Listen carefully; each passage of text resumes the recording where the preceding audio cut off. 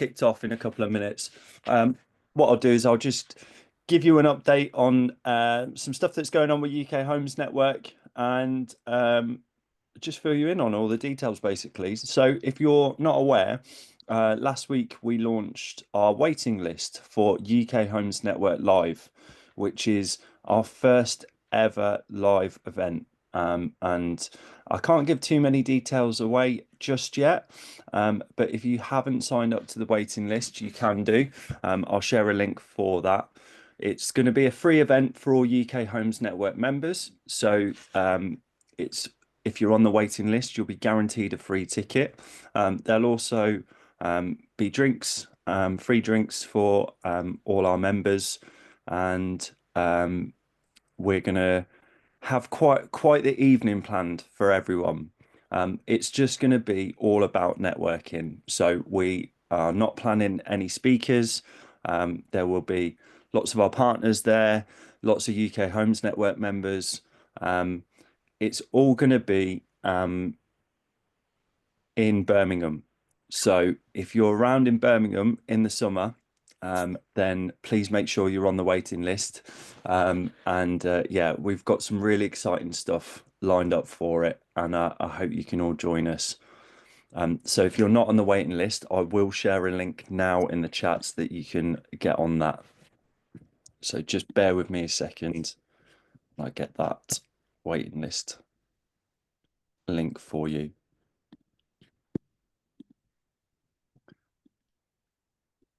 But yeah, it's really exciting. We've got some really fun stuff planned for it. So there's not going to be any selling. There's not going to be any sort of heavy promotion going on at the event. It's just all about bringing all the members together for one evening, so that we can all meet each other in person, and share how we've been getting on with UK Homes Network. And of course, there's going to be some fun entertainment and stuff going on at the event as well, which we're really excited about. Me and David had a meeting this week to discuss the plans for it, and it's just getting bigger and bigger and bigger. I think we've got about 150 people on the waiting list. So as you can imagine, we're hoping this is going to be quite the event.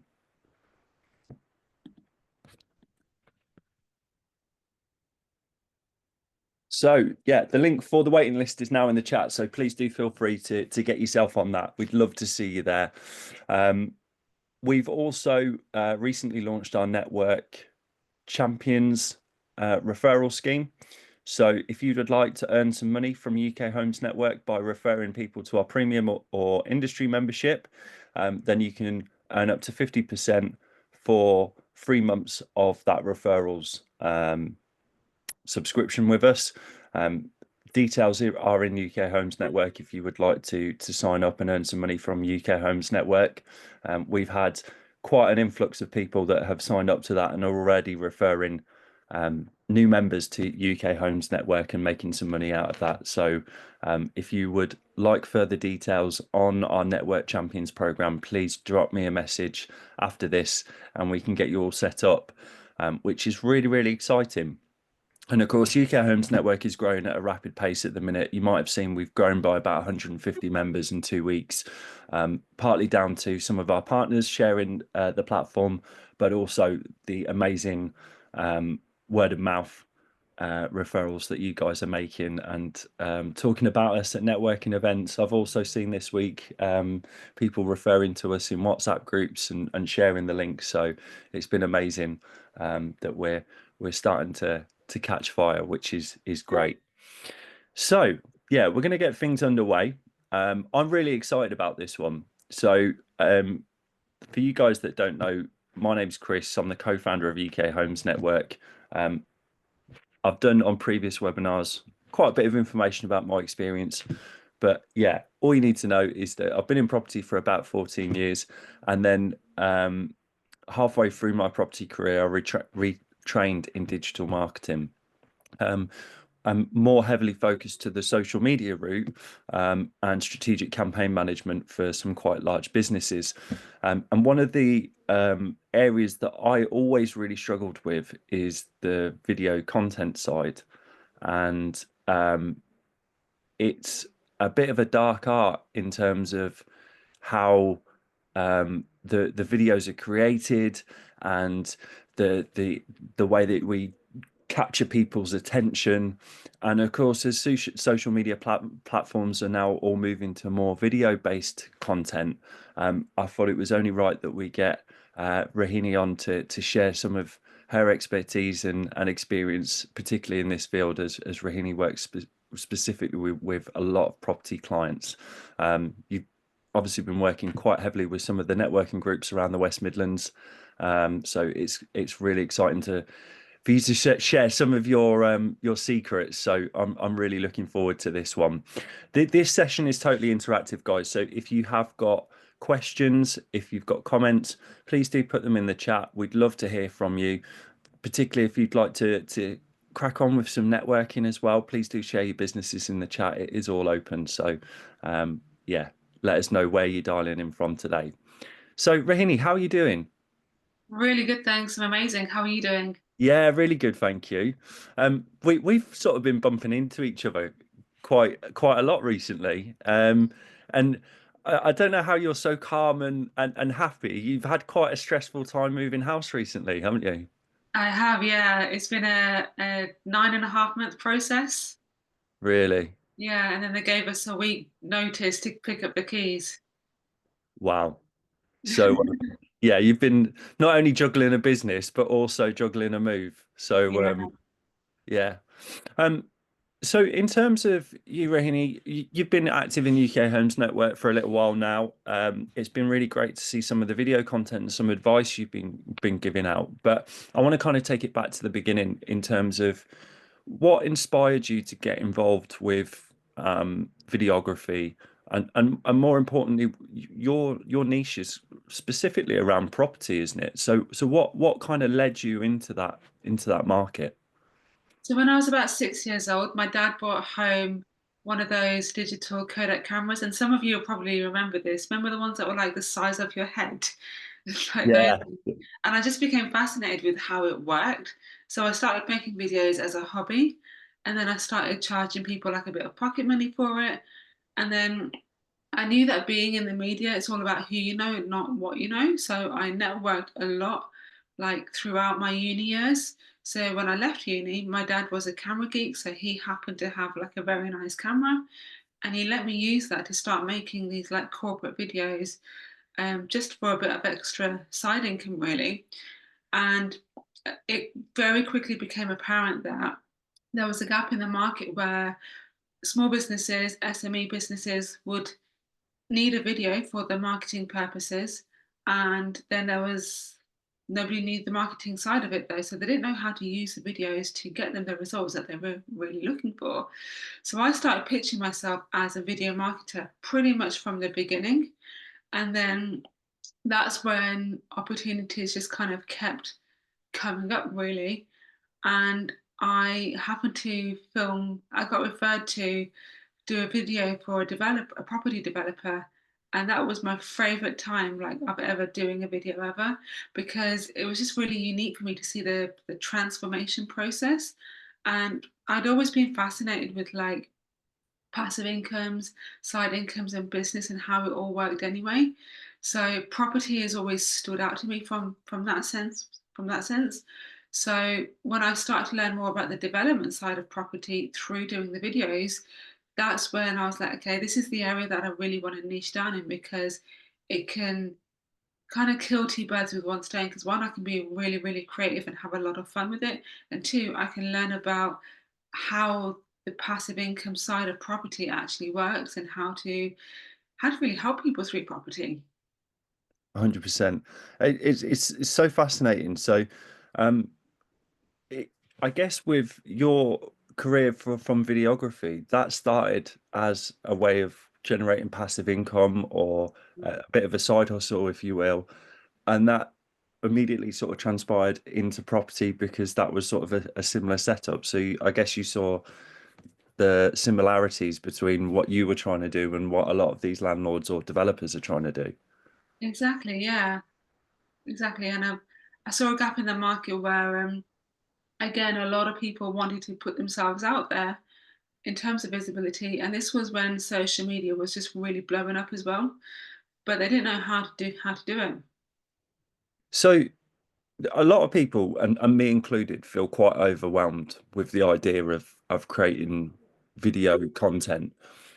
In your opinion, why is video content so important for people in the property space? Because it gets far more reach, engagement, far more everything compared to just not doing anything. It's very easy in property to rely on referrals, which is a great way of growing your business, but it's not scalable. It's also the slowest way of growing your business because those leads could be inconsistent and you don't have a systemized way of bringing in leads. When I say systemized, I mean like a proven way of bringing in leads that you know is guaranteed to actually work and get you the results that you're looking for. Yeah, and you touched on it earlier that property is pretty much a people business. It's less Yeah. about the property and the bricks and mortar. It's more about the property. And I guess the reason it gets more engagement is because people can see you and you're actually talking directly to them, which allows you to build trust with that audience far more quicker than, sort of maybe word of mouth. Yeah, absolutely. Yeah. And can you sort of break down the different types of video content that you do for clients? Because I imagine there's quite a spectrum because you've obviously got sort of the property itself and then the individual that's representing that property. Yeah, absolutely. Yeah. So, with what we do, it's a turnkey marketing service. So, first of all, we've got to look at where you're at in your business right now, where the pinch points are, and then how can we create a marketing plan with videos that's going to fill those gaps within your business and therefore take your business to that next level. So that's where I would suggest starting if you're new, completely new to videos, or you just want to grow your business in general. Always look at where you're at in your business right now and how can you potentially use videos to kind of fill those gaps and take your business to that next level. And in terms of the content, we create all types of content for clients, and sometimes it does require experimenting to see what type of content works best for you. So, the type of content that we found works really, really well for properties, like no matter what industry you're in within the property sector, these are pretty much guaranteed to work. So, walkthrough videos where you're talking about your project, talking about the project details, and how you fulfilled the brief. The reason those three topics work really well is because when somebody is looking at you as a potential service provider, those are the three things that they are actually interested in because they can then relate that back to themselves. Like, how has this person fulfilled the brief for that person, and how are they then going to do it for me? How has that person completed their project details? And again, how are they going to do that process for me again? And also, what's this person generally like to work with? That's really what they're interested in. The other types of videos that work really, really well are talking head videos where you're just simply giving education to people. Now, a lot of people think, well, I have to get on video to sell. And actually, if you get on video just purely like, and every single post is a sales post, that's a very fast way to turn people off. So, whereas if you turn up and deliver value as much as you possibly can, people are much more likely to pay attention to you and want to take on your services because you've shown your knowledge in advance to them. You planted that seed in their minds. So we've all heard of the saying, "You reap what you sow," right? Yeah, 100%. But you can't eat this. You can't eat what you sow the same day, or something like that. Yeah. And it's the exact same principle when it comes to your marketing. You got to plant the seeds in advance, see what works, track the progress, tweak it if you need to, and then reap the rewards later on.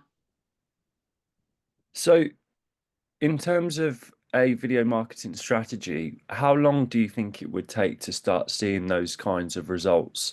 Um, we all know that, particularly when you're on social media, it can take sort of 12 to 18 months to build up a following. Is that sort of similar for video?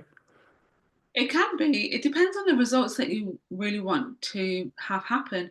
So for some property people, they just want to get their name out there. They want to get their views. They're not necessarily bothered about getting clients. And if that's the case, you can start seeing results from as little as day one. If you want to start generating leads, then I would say that you can start generating leads from uh, within the first month as well. And when we talk about leads, you've actually helped businesses generate between sort of 5,000 to £100,000 a month in terms of revenue. What kind of content approach drives that level of result? It's not necessarily the type of content. It's more so about what is within the content that people want to see. So I'll give you two examples. So I've got a construction client. We run some ads for them, and off the back of those ads, they got about over 1 million in their sales pipeline. And the content that we did for them was purely just them on site talking about their project details. And it was literally just them saying, this is what we're doing on this site. This is how we're fulfilling the brief. And this is the details of the project. And then when you optimize the ad spend in the right way, that's when you'll start to see the results. Another client that we've done this for was, again, we just showed the details through a walkthrough drone video, but without any talking or anything like that, just music and just showing the details of the build. And what that does is it creates like a wow factor for people. And it just kind of, we shot it in a way that purposely drew out the details so people would think, well, do you know what, that might look really nice in my home actually. And that particular video got them, I think, like 17 conversions, which easily led over to 6 figures in income for them. That's incredible.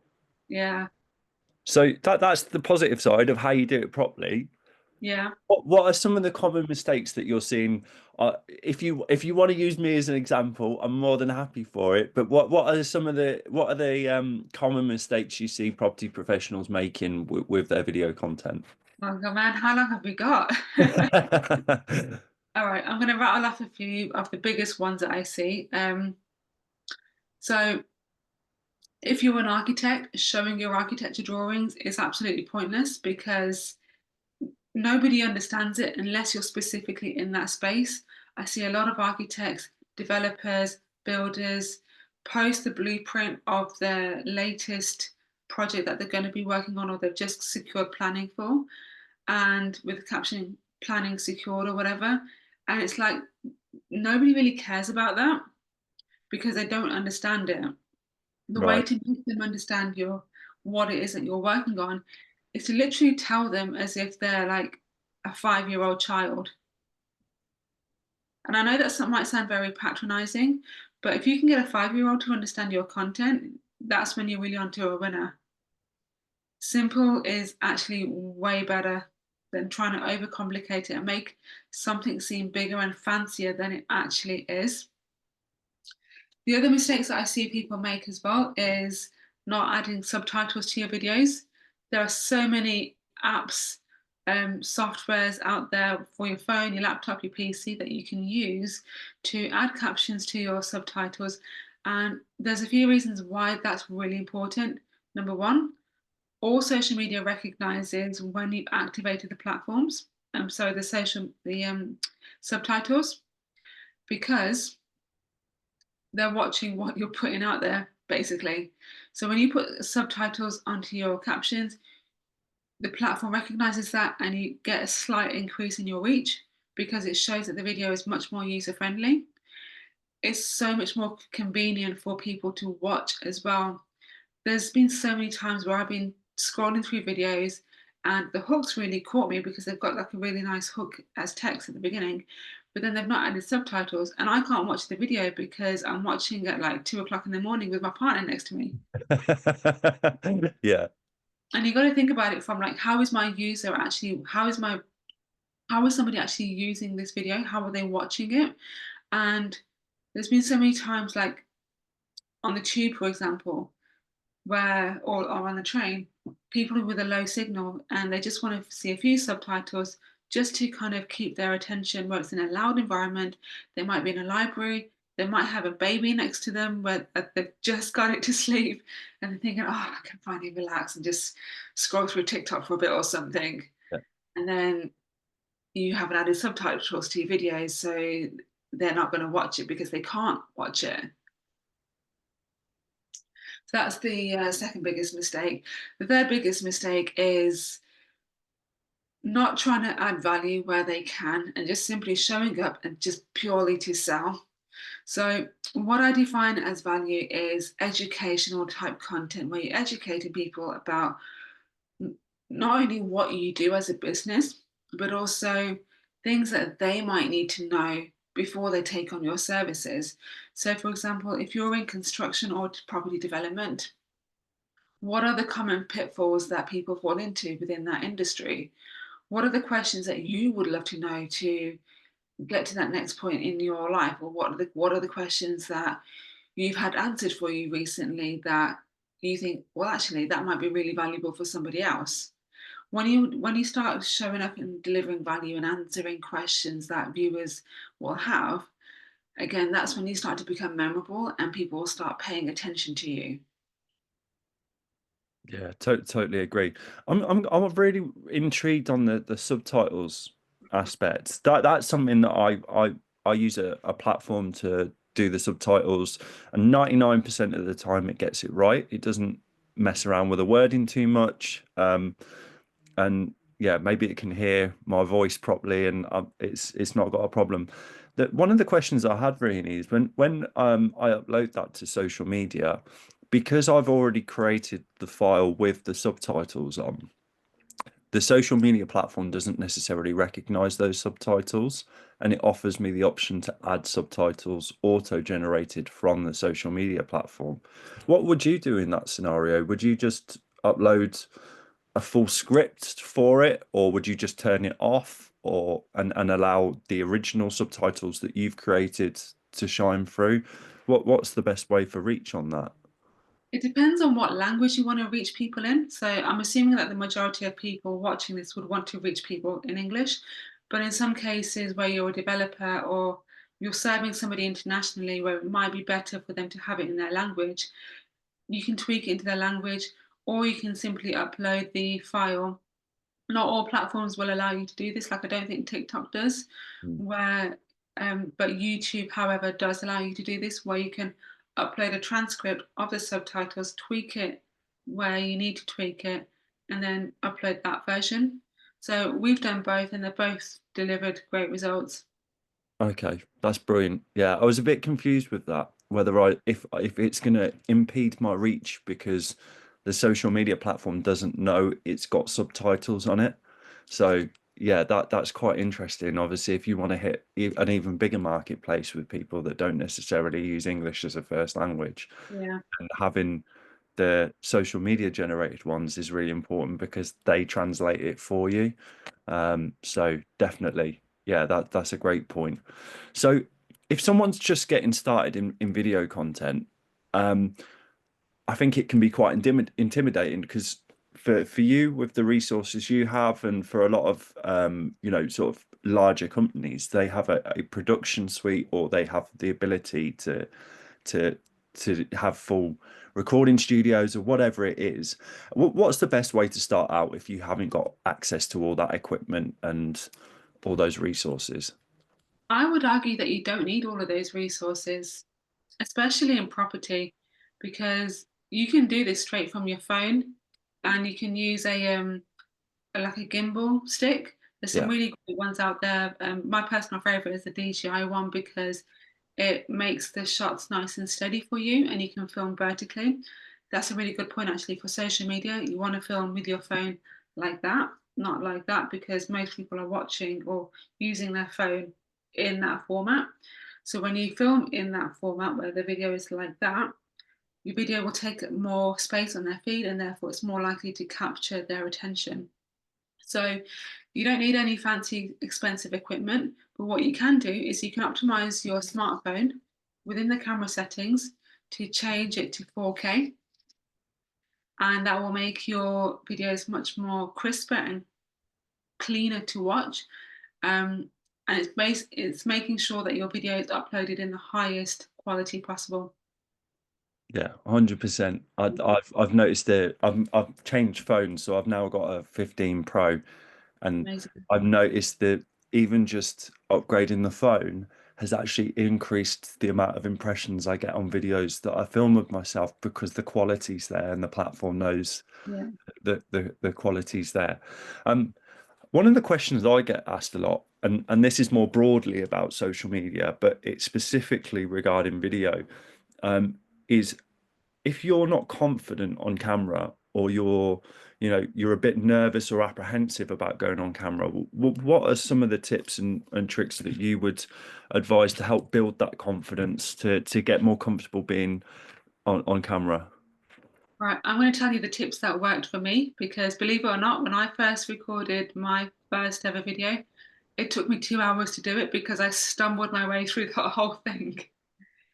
So, first of all, know that just doing it repeatedly, that's what's going to build your confidence.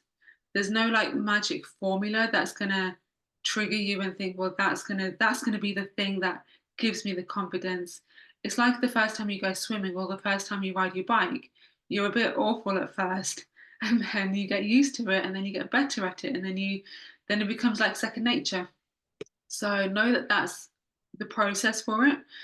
Um, what really helped me was actually having notes and then sticking those notes right next to my lens. So if I do lose my trail of thought, I can just divert my eyes a little bit and the viewer wouldn't know any better to my notes. And then I can just pick up where exactly I've left off. And I would always say, like, don't try and script your videos because people can generally tell if you have scripted it. And you already know your stuff anyway. It's just a case of you need the right prompts to guide you along the way.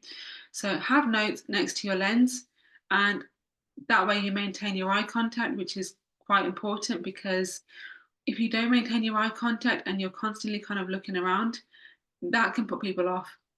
Um, have a mirror behind your lens as well, so that way you're looking at yourself rather than the lens or the what you think is the viewer. Because when you're looking at the camera itself, it can be a bit, it's a weird feeling because you're talking to an object that's not talking back to you. You're talking to viewers that aren't interacting with you as the same way as a normal conversation. So having a mirror behind you can just take that edge off it a bit. And the third one is just practice doing it. Look at what other people in your space are doing and see A, how you can do it better, and B, what is working for them and how can you implement that for yourself. Yeah, totally agree. I I often, when I get asked that question, I often show people my camera roll, and I have Mhm. 15 to 20 minimum outtakes of every video that I've ever done. And Yeah. I'm now at the stage where I'm comfortable with the fact that I'm going to have 15 to 20 outtakes and I'm not going to get it right on the first time. And I think that's Yeah. what can put people off is they trial and error it so many times, they're just like, oh, what's the point? Whereas now I'm comfortable that I know that I'm not going to get it right first time, and I just keep practicing and keep going. Another thing that really helped me, and I saw this on somebody else's video as a tip, and what you do is you talk about a really incredibly boring subject for 1 minute. You time yourself, and if you stutter, you pause, or you repeat yourself, then you have to start again. And when I say like a really boring subject, because the boring subject will make your mind think. I mean, I'm talking like bark, for example, or like road tarmac. Can you talk about something really boring for a minute? And what that does is it gets your brain in the mindset of just talking with a smooth flow non-stop. So that way, then you build up the habit of being able to talk in control without having to stutter, to pause, to think about what it is that you want to say, because that muscle in your brain has been pre-trained. Does that make sense? Yeah, I love that. Yeah, that's really, really good because um, I feel like we use stuff as connective words, or we do ums and ahs just to fill the void of silence because it makes us nervous. And if Yeah. you train yourself out of that to start again, to complete what you're saying, you can sort of rewire your subconscious to try and make sure that not you're comfortable with the silence between subject matters rather than stuttering or umming and Yeah, ahhing. it's being comfortable with the silence, but it's also being comfortable with how you sound and how you flow. Like I do this exercise when I'm in my car. Like I think I did it the other day and I was talking about why I like the red around the road signs. Yeah, Again, really, really boring topic, but again, it gets your brain to engage in how do I talk about something non-stop without flowing with flow and intention. Because when you can do that about a really boring subject, you're guaranteed to be able to deal with a really interesting subject. yeah, that's brilliant. I love that. Though another tip that I heard was that is the tone that you speak at, and you've Mhm. like I hope you don't mind me saying, but you've Yeah. absolutely nailed this on this webinar. I've noticed you do it, which is that you speak at 92 beats per minute, which Okay. apparently the like optimum tempo to speak at that retains people's attention. So if you're like public speaking or you're speaking on video, if you talk at 92 beats per minute, that literally does something to people's psychology where they like retain what you're saying more, like it's defined as more important when they're listening to it.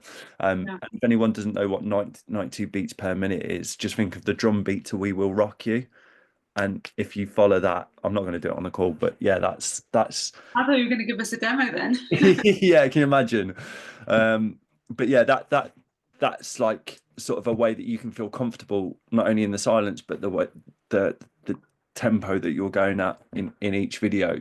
Um, but which kind of brings us on nicely to sort of storytelling and mapping out. Now, you said you don't obviously script your videos and you practice in terms of talking about boring subjects, but what can people do to sort of have in mind of creating a brilliant story or an interesting story for their content?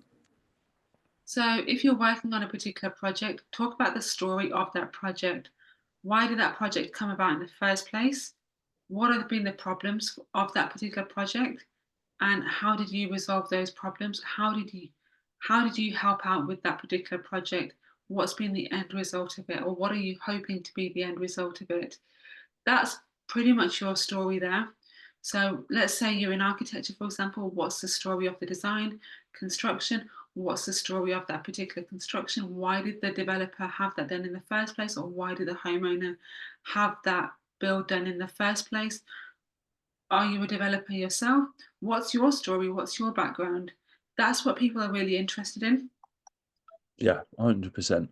And that entertainment value is so key. But I Yeah. think in the market we work in, and you know what we've talked about before is trust is such a huge factor. How do you convey trust whilst you're sort of storytelling?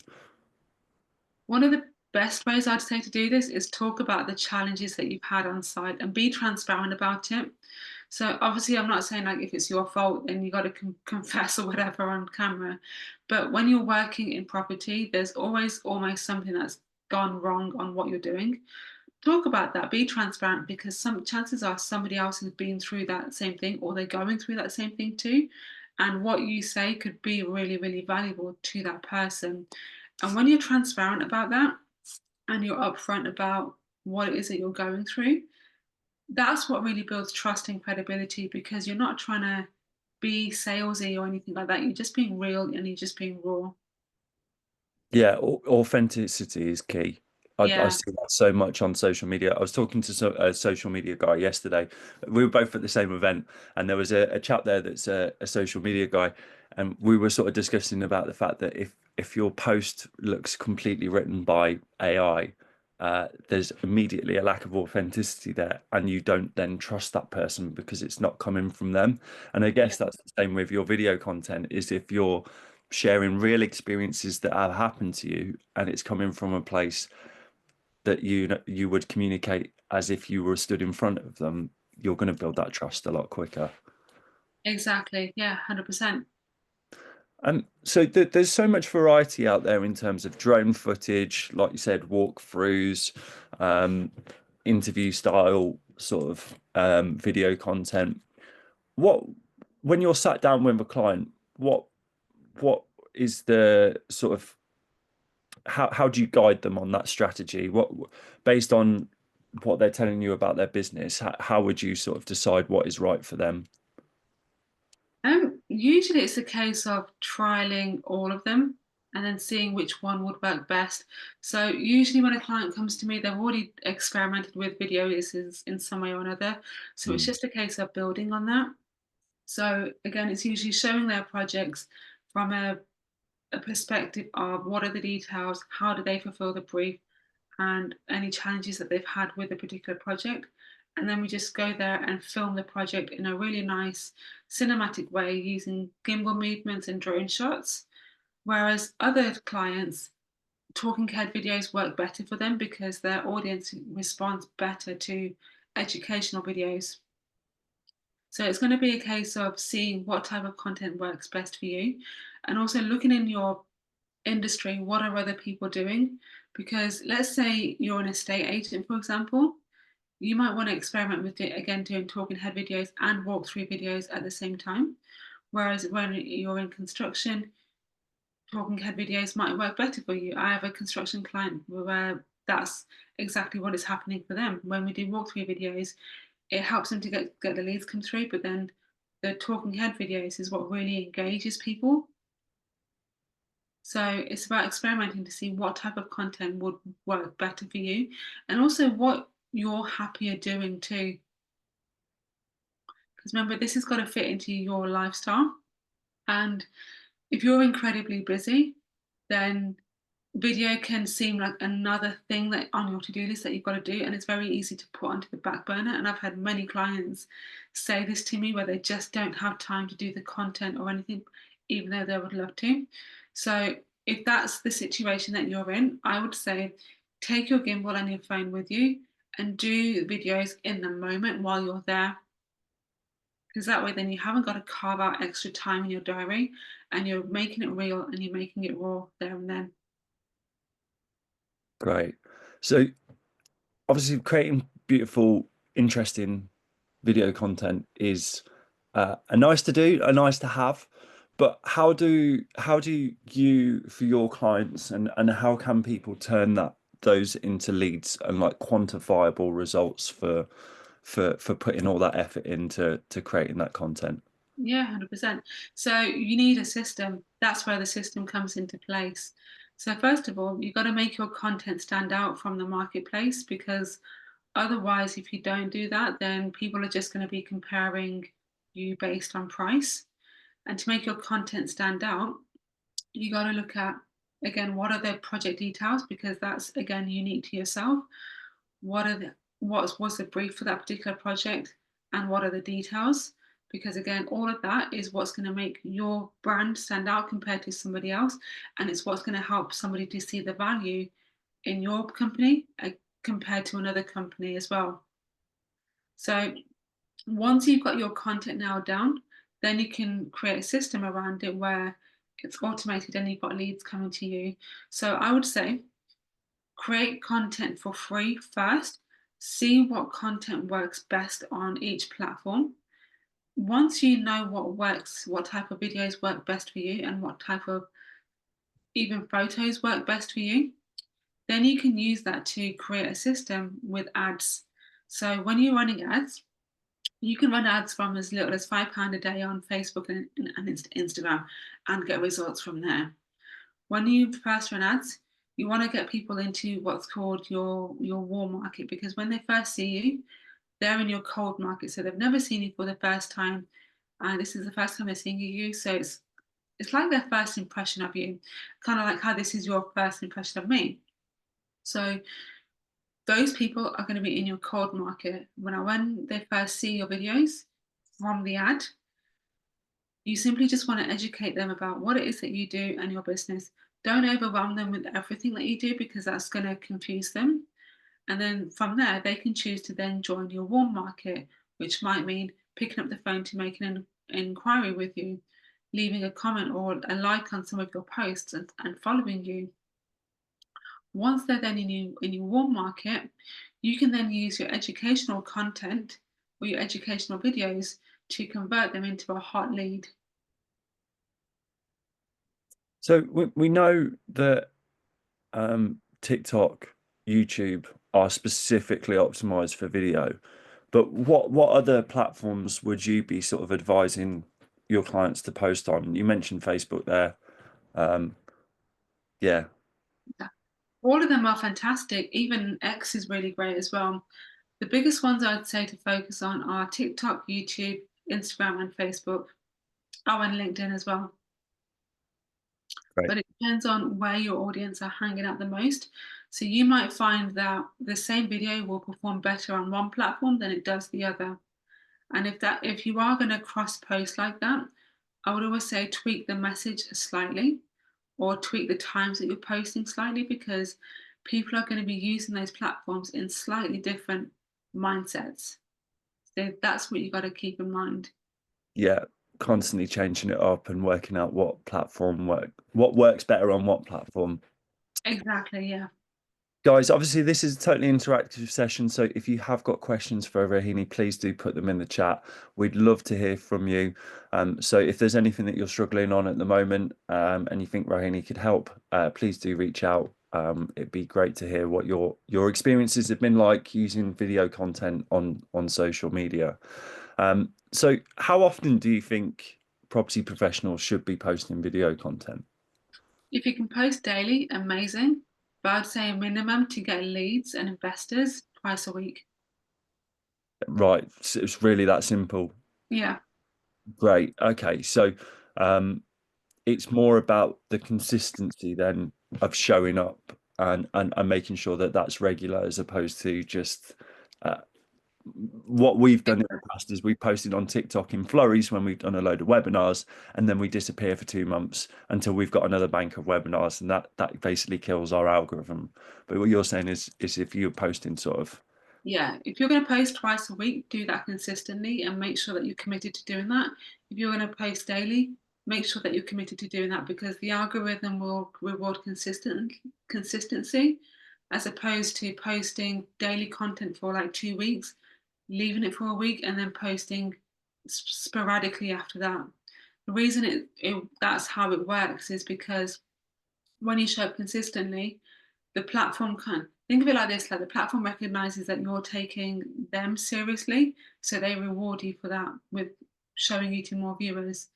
And I experimented with this with a recent construction company where we created content for them and we put about 3 posts a week for about a month. Their engagement was going up and up and up and up and up. And then we left it for about 2 weeks. Their engagement just completely tanked. So when the next post came, it was actually a reduced reach because, again, the platform kind of didn't see that this was worth posting, if that makes sense. yeah. Yeah, that makes a lot of sense. Mark's asked, you mentioned earlier about changing a setting when you do a video off your phone. Can you tell us again or show us? Yeah, sure. So it depends on what phone you have. So what you want to do is you want to go into your camera settings. So I'm doing that on mine right here.